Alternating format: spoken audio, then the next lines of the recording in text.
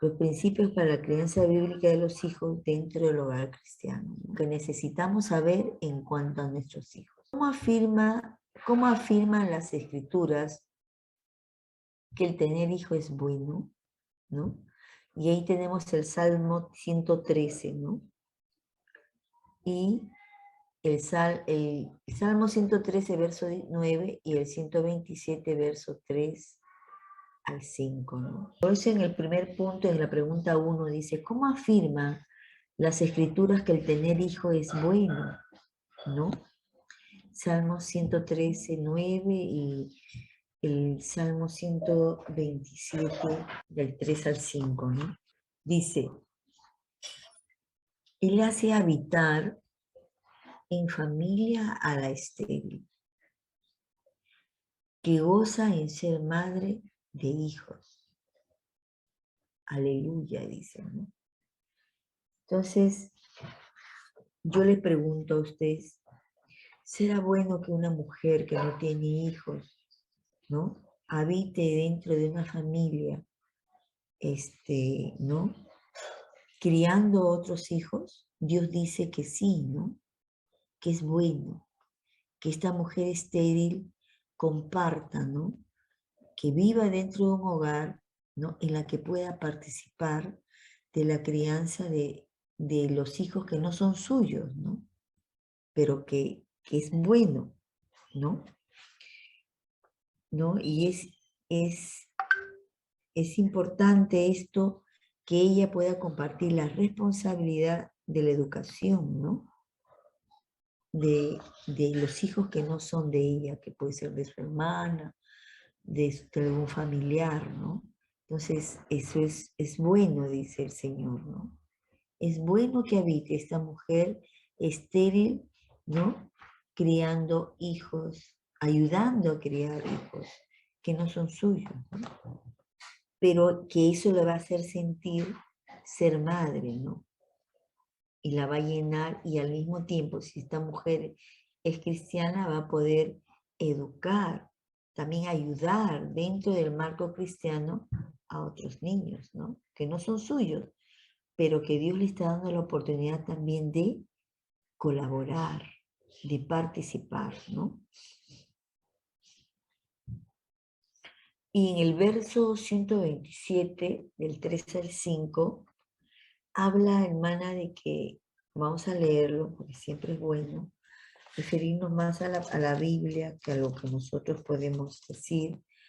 Mire lo que dice, he aquí, herencia de Jehová son los hijos, cosa de estima el fruto del vientre, ¿no? Entonces, ¿qué cosa dice que es? Dice, son como saetas, ¿no? Sigue nomás, Karina. Saetas en manos del valiente, así son los hijos habidos en la juventud. En el 5 dice, bienaventurado el hombre que llenó su aljaba de ellos. O sea, bienaventurado el hombre que tuvo hijos, ¿no? Dice que no será avergonzado, ¿no? Cuando hablare con los enemigos en la puerta, ¿no? Entonces dice, ¿cómo afirman las escrituras que el tener hijos es bueno, ¿no? Porque nos dice que es herencia de Jehová, ¿no? Es herencia de Jehová. Y además nos dice, bienaventurado, ¿no? Bienaventurado el hombre que tuvo hijos, ¿no? ¿Mm? La escritura nos dice que los hijos son herencia de Jehová, ¿no? ¿Mm? Herencia de, y que son, y bienaventurado el hombre, ¿no? Y bienaventurado el hombre que tuvo hijos, ¿no? Que tuvo hijos. ¿Mm? Entonces, según la escritura, es bueno que, ¿no? Es bueno tener hijos según la Biblia, ¿no? En el punto 2 dice, ¿qué opinión tiene Jesús de poner a nuestra familia sobre el lugar que Dios merece? Mire, ¿qué opinión tiene Jesús de poner a nuestra familia en el lugar que Dios merece? O sea que pongamos primero a nuestra familia y luego a Dios, ¿no? Dice, ¿qué opinión tiene Jesús de ello, no? Entonces, ahí vamos a leer Mateo 10:37. ¿Mm? El que ama, dice, a su padre o madre más que a mí, no es digno de mí. El que ama a hijo o hija más que a mí, no es digno de mí. O sea, ¿qué nos dice? Que el que ama más a su familia que a Dios, no es digno de ser hijo de Dios. ¿Mm? El que ama, ¿no?, a su familia más que a Dios, no es digno de ser hijo de Dios, ¿no? Eso nos dice la Biblia, ¿no? No es digno de ser hijo de Dios. ¿Mm? ¿Qué dice en el punto 3? Dice, Abraham siguió este principio. ¿Y qué resultados obtuvo? Y vamos a leer Génesis 22, ¿no? 22 del 15 al 18. Podemos buscar, hermanas, también para no un poco ayudarle a Karencita también. 22 dice, y llamó el ángel de Jehová a Abraham por segunda vez desde el cielo, ¿no? Y dijo, por mí mismo he jurado, dice Jehová, que por cuanto has hecho esto y no me has rehusado tu hijo, tu único hijo, ¿no? De cierto te bendeciré y multiplicaré tu descendencia como las estrellas del cielo y como la arena que está a la orilla del mar. Y tu descendencia poseerá las puertas de sus enemigos. ¿Mm? O sea, ¿qué le dijo? ¿Qué hizo Abraham? Él puso por encima de su familia, puso a Dios, ¿no? Porque él estuvo dispuesto a sacrificar a su hijo. Porque para él primero estaba Dios y luego estaba su familia. Entonces dice, en tu simiente serán benditas todas las naciones de la tierra, por cuando obedeciste a Dios. ¿Mm? Entonces, ¿qué resultados obtuvo Abraham? ¿Mm? Abraham lo que obtuvo son las bendiciones de Dios como promesa, ¿no? Y hecho realidad, ¿no? De Dios como promesa y hecho realidad, porque nuestro Dios es un Dios que cumple su palabra, ¿no? Nuestro Dios es así. Pero por el contrario tenemos en el punto 4, Elí desechó este principio. ¿Y qué ocurrió, no? Por eso vamos a leer Primera de Samuel, ¿ya? Primera de Samuel 2:29, ¿no? Dice así, porque habéis hollado mis sacrificios y mis ofrendas, que yo mandé ofrecer en el tabernáculo, y has honrado a tus hijos más que a mí, engordándoos de lo principal de todas las ofrendas de mi pueblo Israel. Me pregunto, ¿no? Por tanto, dice, Jehová el Dios de Israel dice, yo había dicho que tu casa y la casa de tu padre andarían delante de mí perpetuamente. Mas ahora ha dicho Jehová, nunca yo tal haga, o sea que no iba a hacer tal cosa, ¿no? Porque yo honraré a los que me honran y los que me desprecian serán tenidos en poco, ¿no?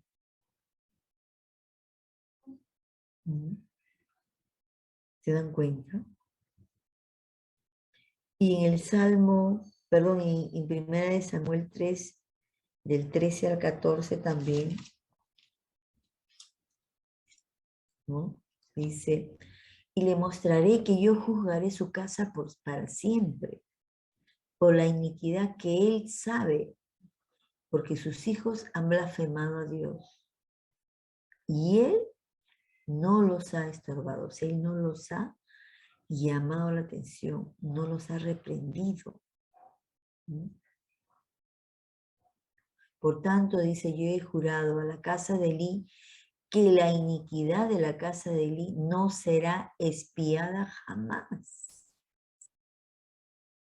ni con sacrificios, ni con ofrendas. ¿Mm? O sea que la casa de Dios, la casa, perdón, de Elí, no iba a ser perdonada por nada.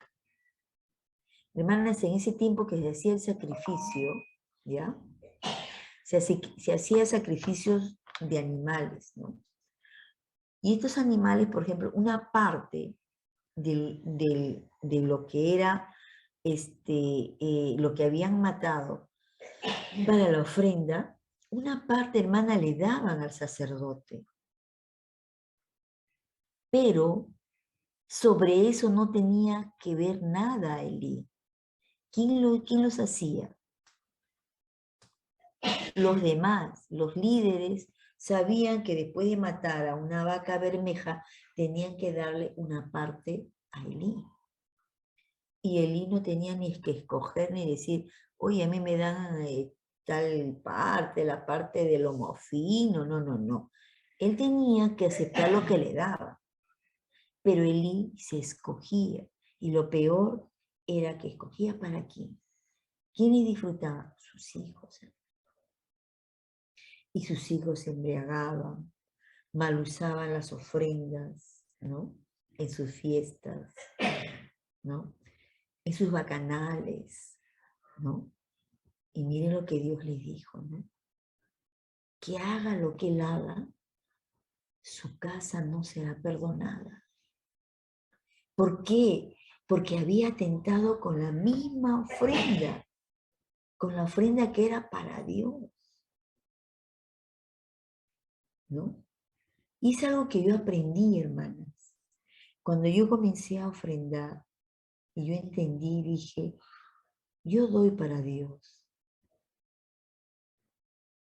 Y que Dios cuide a quien lo administra. Porque siempre debemos tener presente la casa de Elí, ¿no? Elí no cuidó, lo que es de Dios es para Dios. Y nadie lo debe de usufructuar. Si no, hay de aquel, hermanas. Hay de aquel. Hay de aquel. ¿Se dan cuenta? Porque miren lo que le dijo. Su casa nunca será perdonada. Nunca. Haga lo que haga. Ofrende lo que ofrende. Nunca él lo iba a perdonar. Porque había atentado contra su propio Dios. Había puesto por encima, ¿no? De Dios a su familia, a sus hijos. ¿No? Sí. Y eso me hace recordar un día lo que una prima me dijo, ¿no? Un día conversaba con mi prima, mi hijo Pilar. Y mi prima tiene 4 hijos. Y me dice, mis hijos hombres, mis hijos siempre han sido bien nobles. Pero un día que vino mi hijo Juan Carlos, dice, ¿no? Él es arquitecto. Pilar actuó incorrectamente. ¿Y sabes qué hice yo? Yo lo eché de mi casa. Y le dijo, por haberte portado mal, no te quiero volver a ver. Porque me has ofendido, ¿no? Y eso es lo correcto, hermana. Hizo mi prima lo correcto. Porque los padres no podemos pasar por alto ciertas cosas. Porque si no, esto se vuelve pernicioso, ¿no? Se vuelve una costumbre, ¿no? Entonces, y dice que cuando volvió a aparecer Juan Carlos, le dijo, sí, hijo, yo te perdono, pero por ahora no vengas a la casa, hasta cuando yo te lo diga. Sí, aún siendo adultos, si tenemos que poner las medidas correctivas, lo tenemos que hacer. Porque si no, hermana, estamos criando grandes monstruos. Ya no estamos criando los adultos, ¿no? estamos consintiendo. Es muy importante, porque los hijos de Eli eran adultos, pero hacían lo que querían. Y hacían con lo que querían con las cosas de Dios, ¿no? Y por eso le dijo eso a Dios. Que así ofrendara lo que ofrendara, hiciera lo que hiciera, su casa no iba a ser perdonada. ¿Y por qué, hermanas? ¿Saben por qué? Porque esto tenía que ser ejemplo para los otros sacerdotes que vinieran después. ¿Mm? Por eso es muy importante a veces lo que, no, pero si Dios es un Dios perdonador. Sí, pero hay cosas, hermana, que hay que hacerlas para corregir, aunque nos duela, pero hay que corregir. Mientras estemos vivas o vivos, que no nos tiemble la mano, o sea, no me refiero porque nos los vamos a pegar, ¿no? Sino que no dudemos en tomar decisiones firmes. Sí, hermano. Que Dios nos ayude. Por eso que después la casa de Elí no iba a ser perdonada. Y a Dios, no, y no ofrendas que eran para Dios, ¿no? Sí, sí, muy bien. Sí. Y sobre todo que su iniquidad no fue expiada, ¿no? Su iniquidad no fue expiada, o sea, su pecado no fue perdonado, ¿no? Eso nos dice al final, ¿no? Su iniquidad, ponle, ajá, su iniquidad no fue perdonada, no fue perdonada. ¿No? Ahí tenemos algo muy importante, la tarea de disciplinar a los hijos. Disciplinar, dice, es dirigir la voluntad del niño en una combinación de enseñar, capacitar y corregir. Sí, y aprovecho para decirles, hermano, de, de lo que son nuestros hijos es 1/3 es su voluntad y 2/3 es lo que los padres les hemos enseñado. En el día a día, hermano. En el día a día, nosotros hemos ido transmitiendo enseñanzas a nuestros hijos, con nuestras formas de actuar, con nuestras formas de decir, con nuestras formas de permitir, nuestras formas de corregir. Entonces, 1/3 de todo lo que es Él es su voluntad. Pero 2/3 es lo que nosotros le hemos enseñado. ¿No? Entonces, ¿qué tanto le estamos enseñando a nuestros hijos? ¿No? Cada uno de nosotros nos vamos a evaluar. Qué bien que estos temas, hermana, es un tema realmente muy, pero muy importante para los padres jóvenes y también para los padres que ya no somos tan jóvenes, para poder enseñar a nuestros hijos y estos enseñen a sus hijos, ¿no? ¿Sí? Si seamos siempre, realmente no seamos solamente habladores, ¿no? Sino que seamos hacedores de lo que Dios nos enseña, ¿no? ¿Sí? Es muy importante eso, hermano. Es muy importante esto. Las actitudes de los hijos afectan a los padres, ¿sí? Dice, el hijo sabio alegra a sus padres, como dice en Proverbios 10:1, en Proverbios 15:20, en 23:15, en el 27:11, ¿no? Alegran. A ver, hermanita, busquemos también Proverbios y vayamos leyendo, porque es muy importante, porque dice que la palabra se aprende por el oír y el hacer, ¿no? Es muy interesante esto. En el verso 10:1 dice así, los proverbios de Salomón, el sabio alegra al padre, ¿no? El hijo sabio alegra al padre. Pero ¿qué dice? Pero el hijo necio es tristeza de su madre, ¿no? ¿Sí? es tristeza de su madre. ¿Qué dice en Proverbios, en el 15:20 también dice algo muy parecido, ¿no? Dice, el hijo sabio alegra al padre, mas el hombre necio menosprecia a su madre. ¿Mm? Sí, es muy importante eso, hermano.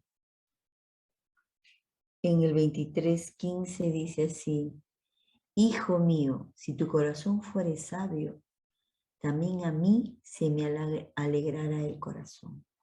¿Mm? ¿Se dan cuenta lo que dice? Uy, ya me hizo calor. En el que sigue, 27:11, dice, sé sabio, hijo mío, y alegra mi corazón. Mi batería me... Vuelvo a poner porque si no mi batería se había, mi batería se estaba acabando. ¿Está bien? ¿Ya me escuchan? Ajá. En el 27:11 que dice, sé sabio, hijo mío, y alegra mi corazón. Y tendré que responder al que me agravie, ¿no? ¿Sí? Entonces, en el punto A, en todo momento nos dice que el hijo necio, ¿no? El hijo necio es tristeza de su padre, ¿no?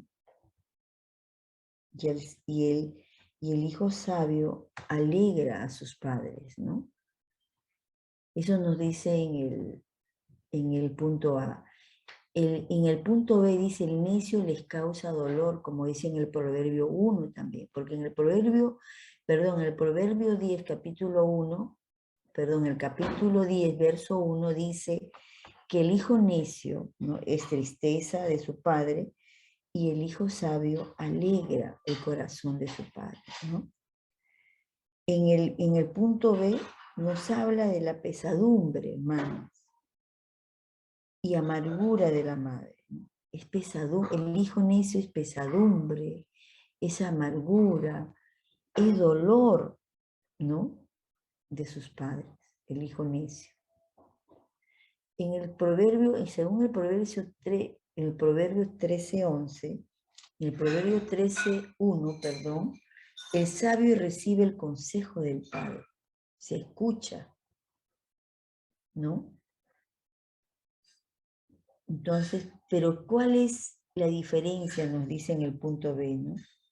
Dice, el hijo sabio recibe el consejo del padre, mas el burlador no escucha las reprensiones, ¿no? Entonces, y en el 15:5 dice así, el necio menosprecia, ¿no?, el consejo de su padre, mas el que guarda la corrección,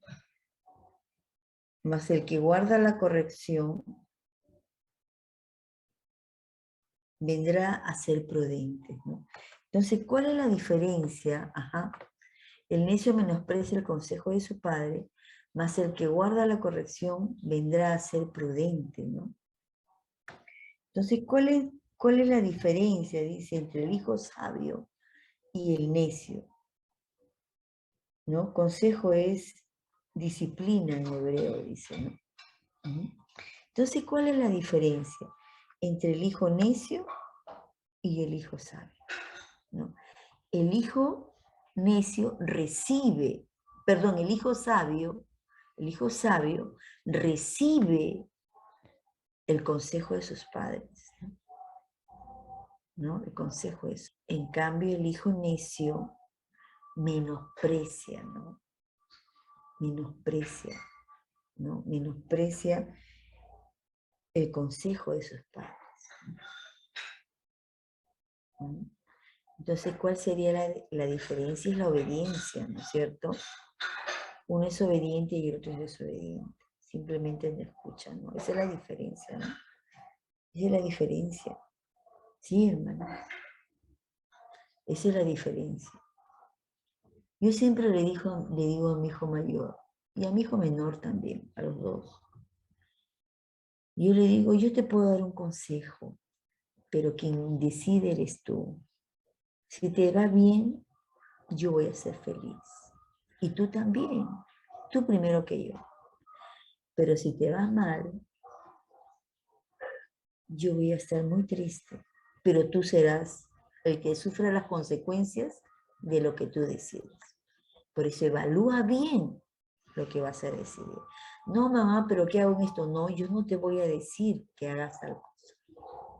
Yo te voy a decir, evalúalo. Pero te voy a decir, esto es así, lo que está en este lado de la balanza, y esto es así, lo que está al otro del lado de la balanza. Usted decida.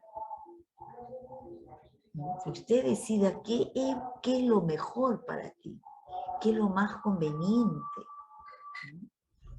qué es lo que no te va a acarrear tristezas ni dolor, sino te va a dar satisfacción.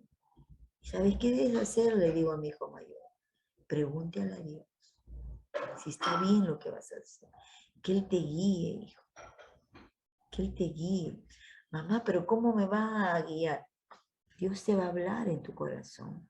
Pero tú para eso tienes que orar, postrarte, pedir perdón, orar y buscar a Dios, hijo. Para que Él te ayude a decidir lo que es correcto, es bueno, adecuado a los ojos de Dios. A que aún este tiempo hay que seguir enseñándole a los hijos, hermanos. En el punto 3 dice, ¿cómo es la disciplina de Dios? Hermanas, Dios nos castiga porque nos entrega a nuestros devaneos, hermanos. Dios nos deja, ¿no?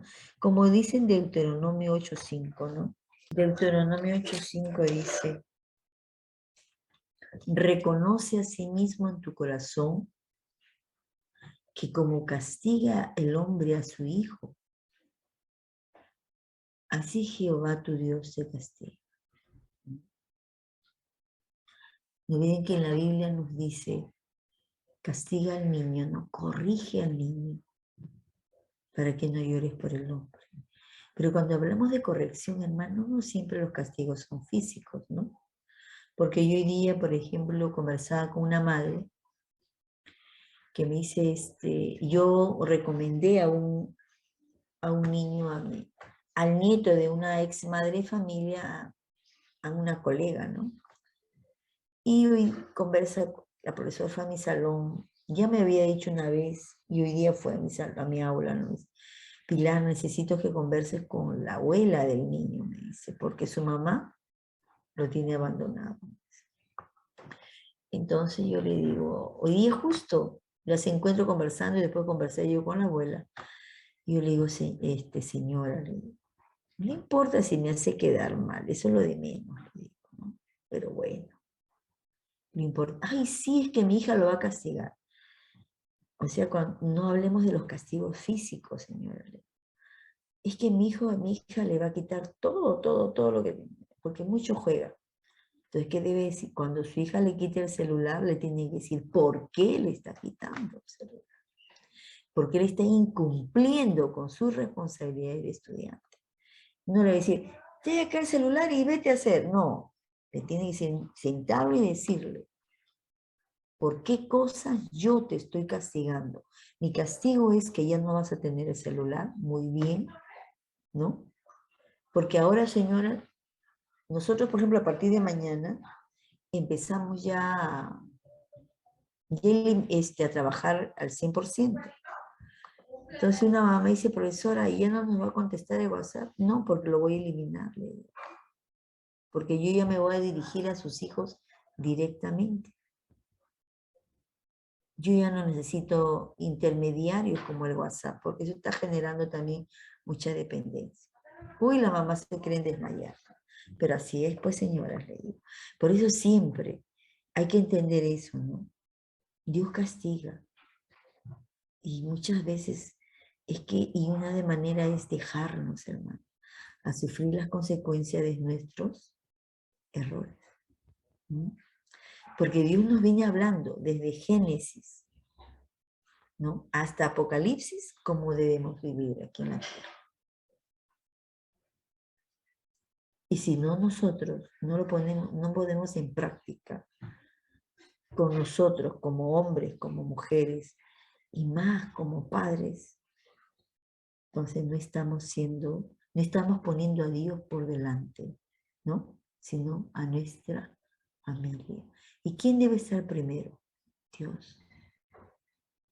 Por eso se cumple lo que se dice en el Nuevo Testamento, ¿no? Buscar el reino de Dios y su justicia, ¿no? Y todo será dado por añadidura, ¿no? Se cumple, hermano. Dice, ¿cómo castiga el hombre a su hijo? Así Jehová, ¿no? ¿Qué más nos dice en Job 5:17? Y miren lo que dice Job. He aquí dice, bienaventurado el hombre a quien Dios castiga. Por tanto, no me desprecies la corrección del Todopoderoso. ¿Sí? Uno castiga, no precisamente con azotes, ¿no? Sino de repente una medida para corregir algo, no porque no amemos a nuestros hijos, sino porque es necesario corregir para que esa actitud cambie, varíe. Pero es necesario, y así Dios dice, bienaventurado el hombre a quien Dios castiga. Job en todo su libro habla de que él nunca renegó de Dios, ¿no? Nunca renegó. A su esposa, le decía, reniega de tu Dios, pero él nunca lo hizo, ¿no? Él soportó todo lo que vino, lo soportó, le quitó todo, lo soportó, y después Dios lo bendijo, ¿no? Lo bendijo. Por eso dice, bienaventurado el hombre a quien Dios castiga, ¿no?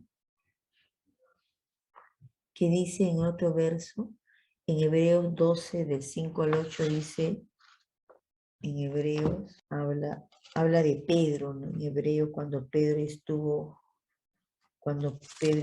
preso, 12 del 5 al 8 dice, y habéis ya olvidado la exhortación de que como a hijos se os dirige, diciendo, hijo mío, no me desprecies la disciplina del Señor, ni desmayes cuando eres reprendido por Él, ¿no?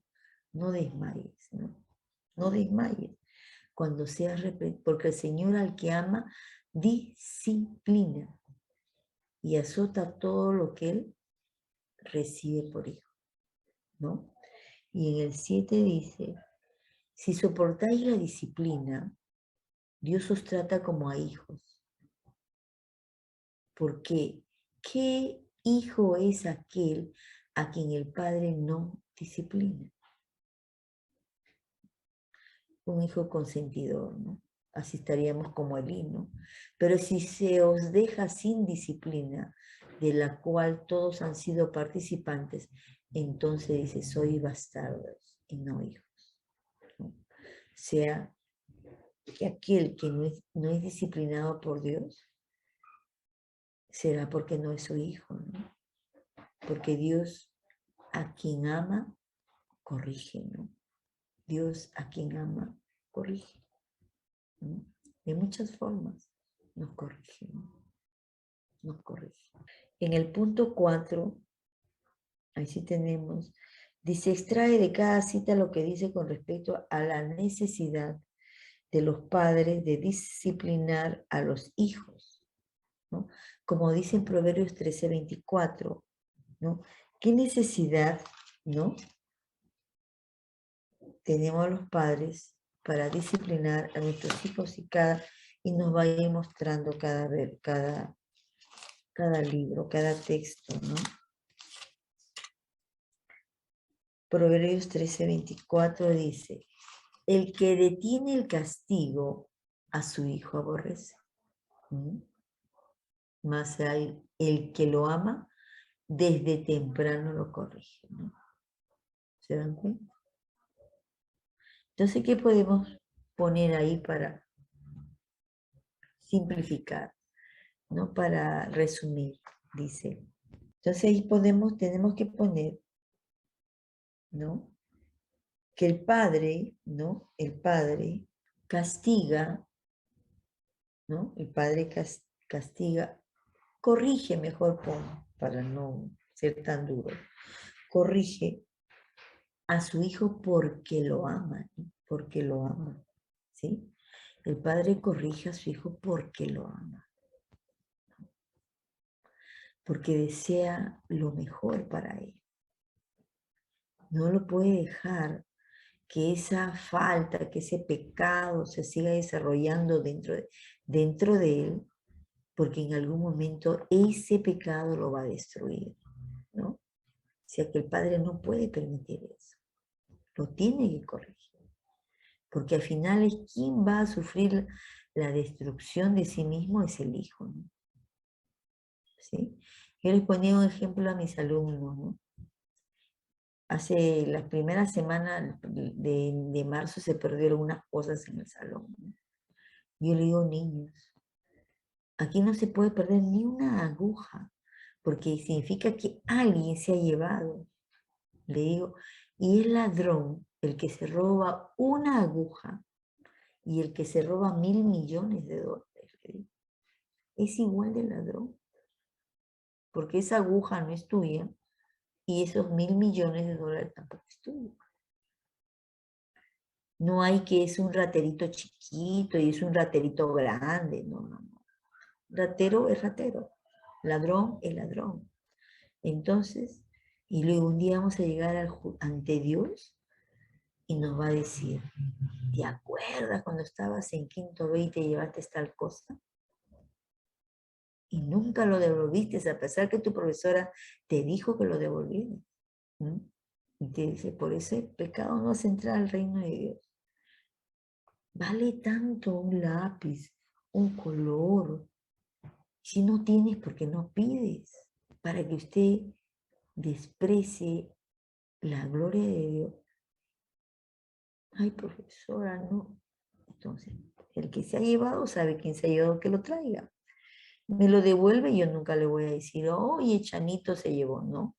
Yo lo voy a guardar en mi corazón, ¿no? Pero tenemos que corregirlo. En Proverbios 19:18 dice, castiga a tu hijo en tanto que hay esperanza, ¿no? Mas no se apresure tu alma para destruirlo, ¿no? También, hermanas, dice, castiga a tu hijo en tanto que hay esperanza, en tanto sea un remedio, ¿no? Cuando no sea demasiado tarde. Pero no se apresure tu alma para destruirlo. Que esta corrección no sea su destrucción. Acuérdese de Job. Le quitó todo, pero no le quitó la vida. O sea, no lo destruyó, Dios no lo destruyó a él.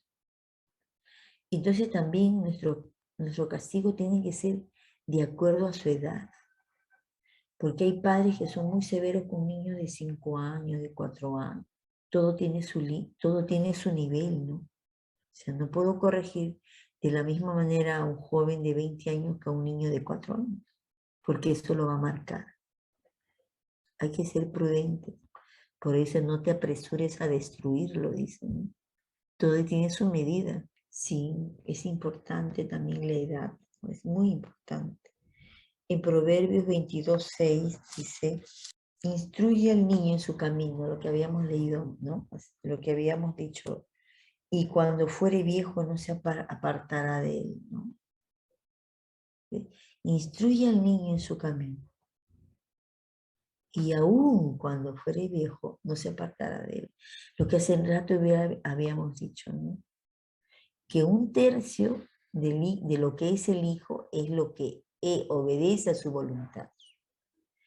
Pero el 2 tercios es lo que nosotros le enseñamos. Y si nosotros lo criamos dentro de los parámetros de nuestro Señor, de Dios, imagínense, eso nunca se va a borrar de su mente.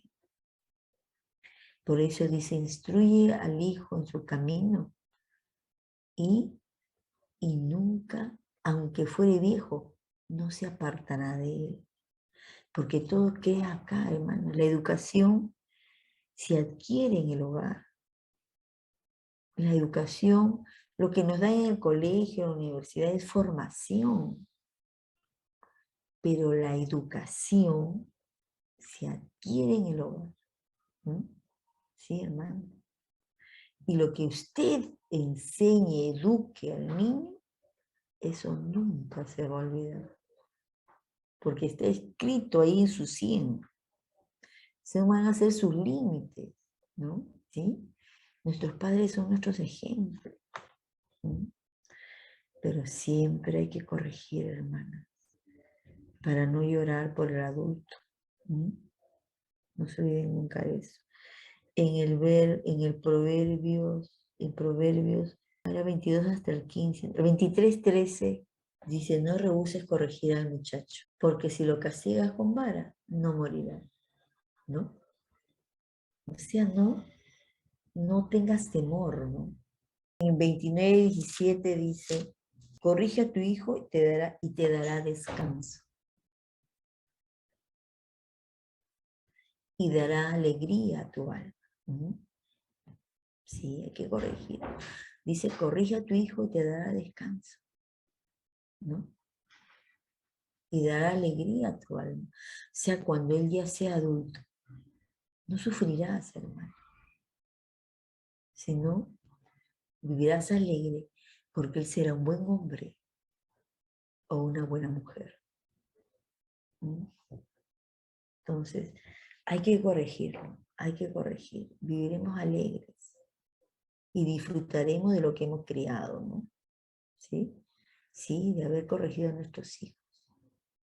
Cuando era tiempo, ¿no? Sí, es importante eso.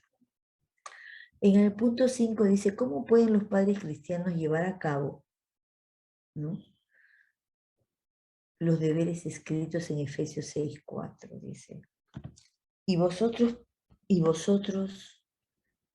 padres, no vos provoquéis a ira a vuestros hijos, sino criadlos en disciplina y amonestación del Señor, ¿no?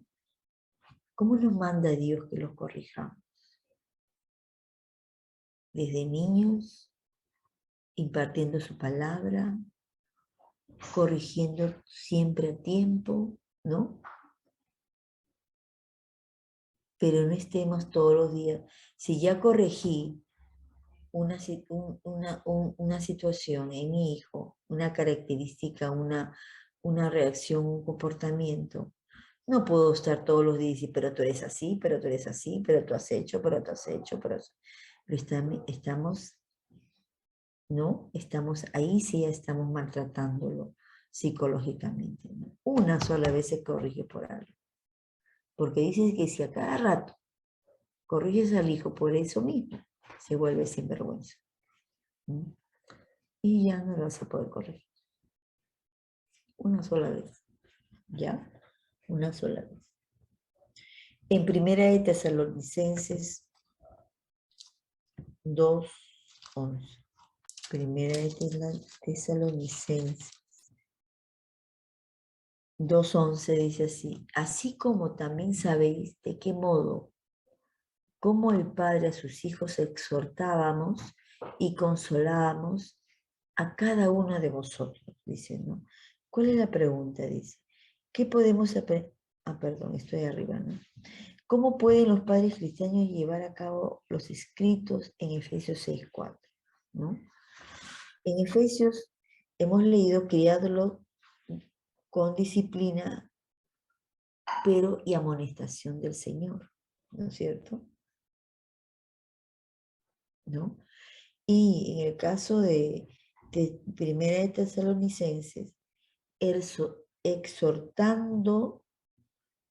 exhortemos a los hijos, así como somos exhortados por Dios, ¿no? Exhortemos a nuestros hijos, así como Dios lo hace con nosotros, ¿no? Así como Dios lo hace con nosotros, ¿no? Para no repetir el mismo verbo, ¿no? Y en el punto 6 dice, ¿qué podemos aprender de Job en su actitud de orar por sus hijos? Ahí tenemos Job 1:5. Y acontecía que habiendo pasado en turno los días del convite, Job enviaba y los santificaba. Y se levantaba de mañana y ofrecía holocaustos, conforme al número de todos ellos, o sea, de sus hijos, ¿no? Porque decía Job, quizá habrán pecado mis hijos y habrán blasfemado contra Dios en sus corazones. De esta manera hacía todos los días. Entonces, ¿qué es lo que hacía Job por sus hijos? Oraba por ellos todos los días, ¿no? Eso es lo que hacía Job. Job oraba por ellos todos los días, ¿no? Todos los días Job oraba por ellos, ¿no? Ahora vamos a ver la pregunta 7, que dice ahí, escribe las cosas por las que puedes orar por tus hijos, aún antes de nacer. Puedes tomar los ejemplos de 1 de Samuel 1:27, ¿no? Isaías 54:3. ¿Se acuerdan del Cana y de su esposa Ana, ¿no? De 1 de Samuel. ¿Se acuerdan? Cómo ella oraba por su hijo, ¿no? Incluso antes que lo conciba, ella oraba por su hijo, ¿no? Porque Dios le dio un hijo y que ella se lo iba a entregar a él, ¿no? Se lo iba a dar para su servicio. Y Ana cumplió su palabra, ¿se acuerdan? ¿Mm? Antes de nacer, antes de que ese ser tan precioso esté en el vientre de su madre, ella ya oraba y le prometía a Dios lo que iba a hacer por él. Es un ejemplo muy grande para todas nuestras mujeres. Ella oraba antes, durante y después de ser madre. Nosotros vamos a ser madres mientras estemos vivas, hermano. Allí, cuando Dios nos recoja, recién vamos a dejar de ser madres. Entonces hay que orar todos los días, como Job lo hacía por sus hijos. Quizás hayan pecado y él oraba por ellos. ¿No? Oraba por ellos, ¿no? Entonces, tenemos como ejemplo al hijo de Ana. ¿Cómo se llamó este varón? ¿Se acuerdan? El hijo de Ana y del Cana. Samuel. Samuel, ¿no? Samuel. Desde pequeño él sirvió al Señor, ¿no? Desde cuando lo destetó, ¿se acuerdan? Se le entregó a Dios. Y es lo que debemos hacer, hermanas. Tenemos que orar antes, durante y después que nazcan. Mientras Dios nos dé vida. Y hay que orar principalmente porque Dios los perdone. Porque Dios no los aparte de Él. ¿No? Por eso debemos orar. ¿Por qué debemos orar? Porque Dios no los aparte de eso. Porque Dios no los deje. Porque Dios los perdone. Porque Dios es quien nos sostiene en este tiempo. Aún la fe es un regalo de Dios. Nuestra fe es un regalo de Dios. Y ya depende de nosotros que esta fe sea creciente, sea firme, se cimente en nuestro ser. ¿No? ¿Sí? ¿Sí, hermanas? Hay que orar. Hay que orar. En el punto 8 dice, resume las actitudes que los padres deben tener en cuanto a sus hijos, como dice en Salmo 103:13, Isaías 49:15, Jeremías 31:20, etc. ¿No? Resume, dice. En Salmo 103 dice así.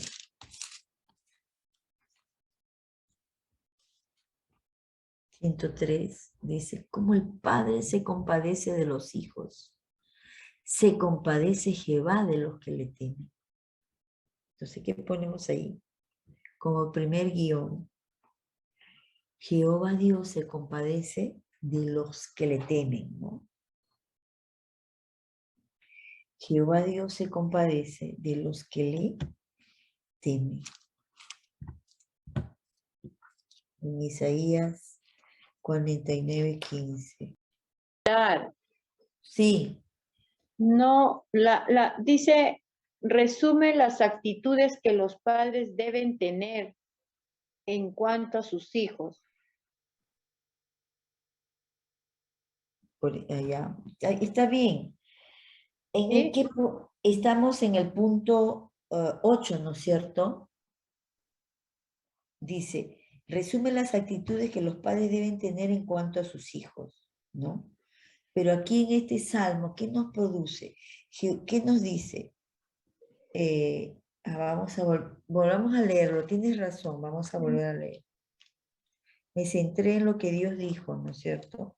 Y no en lo que dice en las actitudes de los padres que deben tener en cuanto a sus hijos. 103:13, ¿no? Dice, como el padre se compadece de los hijos, se compadece Jehová de los que le temen. Entonces, debemos poner ahí, tienes razón, hermana, debemos poner que si bien es si Jehová Dios se compadece de los que le temen, así los padres se deben compadecer de sus hijos. Eso O sí. sea, debemos de ser piadosos con ellos, ¿no? Porque ya Dios nos muestra que Él se compadece de los que le temen. Y nosotros con más razón, ¿cómo no vamos a poder perdonar también a nuestros hijos, ¿no? A eso se refiere, ¿no? Tenemos que perdonarlos y ayudarlos, ¿no? Y eso pasa, hermanas, mucho recuerdo yo cuando cuando una joven adolescente se embaraza, ¿no? O cuando un hijo tiene muy temprana edad a sus hijos, ¿no? Engendra hijos. Hay que apoyarlos, hay que perdonarlos y hay que apoyarlos para que ellos puedan crecer como personas para poder sustentar a sus familias, ¿no?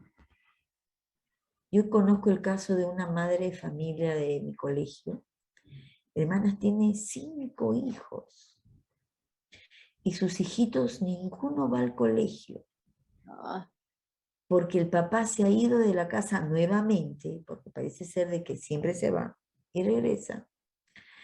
Y ahora la señora tiene que trabajar. Cuando era virtual las clases, la niña recibía las clases virtuales, sus hermanos también. Pero ahora las clases son presenciales y aún no van al colegio ninguno de los hermanitos. Los mayores se quedan cuidando a los 3 menores mientras mamá va a trabajar. ¿Se dan cuenta, hermanas, cómo este padre no se compadece de sus hijos, este padre de familia? No tiene piedad de sus hijos, sabe que los ha abandonado, que no sustenta a sus hijos y sus hijos no están estudiando. ¿Cómo cómo el corazón de un padre puede ser tan duro, hermanas? Y olvidarse de sus hijos, ¿no? ¿Se dan cuenta? Por eso, así como Jehová se compadece de los hombres, de sus hijos, de los que le temen, ¿cómo el hombre no se va a compadecer de sus hijos, de los seres que él ha engendrado, o en el caso de los hombres, o de los hijos que ha traído al mundo, en el caso de las mujeres, ¿no? ¿Cómo somos, discúlpenme la expresión, cómo somos inferiores a los animales en esos casos? Los animales, hermanas, no abandonan sus hijos. Las aves no se van hasta que sus pichones no aprendan a volar. ¿Mm? Hasta las hienas dan de comer a sus hijos, mientras ellos no pueden cazar. ¿Mm? ¿Y por qué hay algunos hombres y mujeres que somos impiadosos, hermano? Que no tenemos compasión, ¿no? De los pequeños. Realmente no sé qué pasa con esas personas. En Isaías 49, gracias hermana Carmen, significa que, como le diríamos a los niños, está atenta. Así le dicen. Profesora, se equivocó ahí. Ah, ya, ese era para que pongas atención. 15. Dice, ¿se olvidará la mujer de lo que dio a luz para dejar de compadecerse del hijo de su vientre? Aunque olvide ella, Dios nos dice, yo nunca me olvidaré de ti. ¿No? Entonces, las actitudes de la madre. La madre no puede olvidarse de los hijos que trajo al mundo. No puede, hermanos. Su actitud no puede ser tan inferior a la de los animales. Ningún animal creo que abandona a sus crías, a no ser que se mueran, ¿no? Entonces las actitudes de la madre no pueden ser impiadosas, hermano. No pueden ser impiadosas con el ser que trajo al mundo, ¿no? Que es carne de su carne, ¿no? Sangre de su sangre. En Jeremías 31:20, 31:20, dice así, ¿no es Efraín hijo precioso para mí? ¿No es niño en quien me deleito? Pues desde que hablé de él, me he acordado de él constantemente. Por eso mis entrañas se conmovieron por él. Ciertamente tendré misericordia de él. ¿Quién dice eso? Jehová. ¿Mm? Dios es un ejemplo de compasión. ¿Mm? Dios es un ejemplo de compasión, hermano. Entonces, ¿qué quiere decir esto? Que 2/3 de lo que somos debe ser enseñanza de Dios. Y 1/3 debe ser nuestras emociones de lo que nosotros somos. ¿Mm? Sí, hermano. En Mateo 7:9-11 dice, ¿qué hombre hay de vosotros que si su hijo le pide pan, le dará una piedra? ¿O si le pide un pescado, le dará una serpiente? Pues si vosotros, siendo malos, sabéis dar buenas dádivas a vuestros hijos, cuánto más vuestro Padre, ¿no? Cuánto más nuestro Padre que está en los cielos dará buenas cosas a los que le pidan. Entonces, aquí lo que vamos a resumir también es la actitud de Dios para con nosotros, ¿no? Que Dios, ¿no? Siendo nuestro Padre Celestial, siempre va a estar dispuesto sus oídos a escuchar, así como nosotros debemos escuchar a nuestros hijos. Cómo le concedemos lo que los hijos nos piden. Por eso Dios, así como Dios lo hace con nosotros. Pero no olviden que hay ciertas condiciones. Primero que debemos ser hijos de Dios. Segundo, debemos vivir en su gracia. Y tercero, que estamos sometidos a la voluntad del Padre porque Él conoce lo que más nos conviene. Él sabe lo que más nos conviene. No nos da más de lo que ya tenemos, porque seguro que no vamos a saber administrar si nos da mucho, ¿no? Y si nos da poco, de repente podemos renegar. Nos va a dar lo que necesitemos. Si nosotros oramos por algo y Dios no nos lo concede, es porque es lo mejor para nosotros.